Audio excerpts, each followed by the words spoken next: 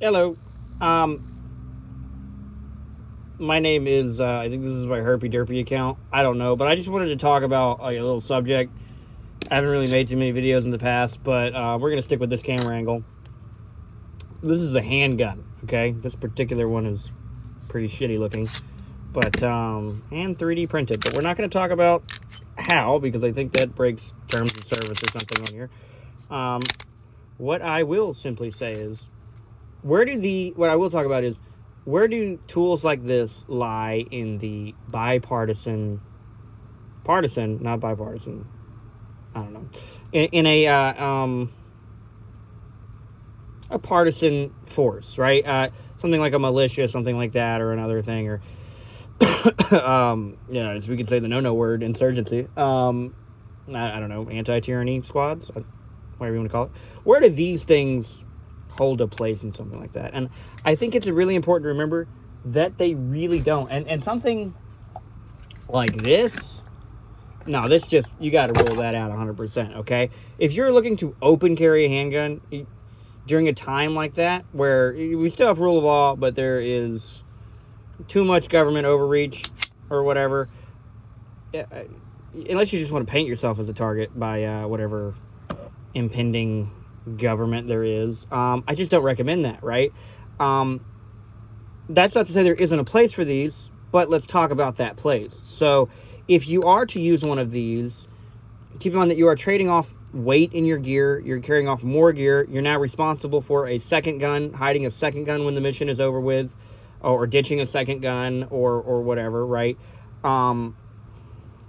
Etc., right? What's the place for something like this during a situation like that? Well, let's be honest. It's after you conducted whatever kind of raid, ambush, or otherwise. And I don't know the terms here. My qualified experience basically is just I have owned a bunch of 3D printers and know how to make them. That's about it. I mean, I've shot some classes, and anyways, we'll talk about that later. But what's the purpose of this is for after you have stashed your weapon, but you are not yet to a safe period, bringing this with you so that you can hopefully get from that safe period to that next place. Well, if we look at stuff like this, like actions like that were made by the IRA, something like that is not only not important, but not helpful to the whole, to whatever operation thing you're trying to do. And the kinds of forces you're probably going to encounter at that point are not the same that you were taking action against, right? And if you're looking at hearts and minds, probably not going to do that by your targets are tyrants, not and even if the local police are that way, you probably aren't going to win hearts and minds by doing that. And just simply, it is not in your best interest to kill everything on your way home. It's not. And we're talking about something that is just impossibly far in the future and probably will never happen, blah, blah, blah, blah, right? But we saw a lot of IRA leaders or PIRA leaders or members go to jail. That is ultimately the better outcome, because you can be used as a ticket later for somebody else's freedom, or this or that, or a bargaining chip, or anything that means more than just a number, right?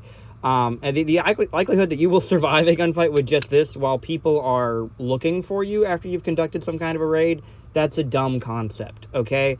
You are far better served by tucking this away, chucking whatever away, staying identified during whatever operation, raid, whatever fucking gay tactical term you want to use.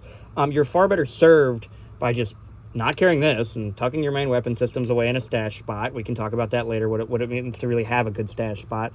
And then I would say just going home, and if you are identified, turning yourself in, and I know it sucks, you know, kind of doing time or whatever. I've never done it. But in this kind of situation, if you're willing to die for whatever weird cause you have, which may or may not be justified, who knows? We don't know what the future holds. But if you're willing to die for it, you should be more than willing to sit out, you know, some time, okay?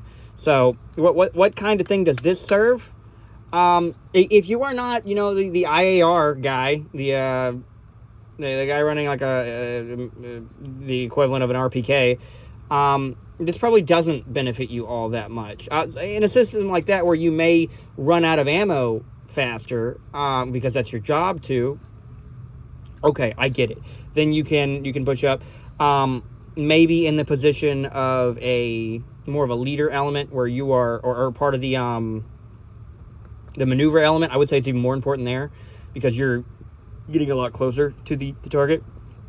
You're getting on the X, but in the long run, I think these are dumb when it comes to preparing for that kind of a fantasy setup. You know what I mean? And who's to say if it will or won't be? But without rule of law, these may have a different use, and we can talk about that. But with rule of law and too much law, like the opposite way, this is dumb. So I would say avoid it.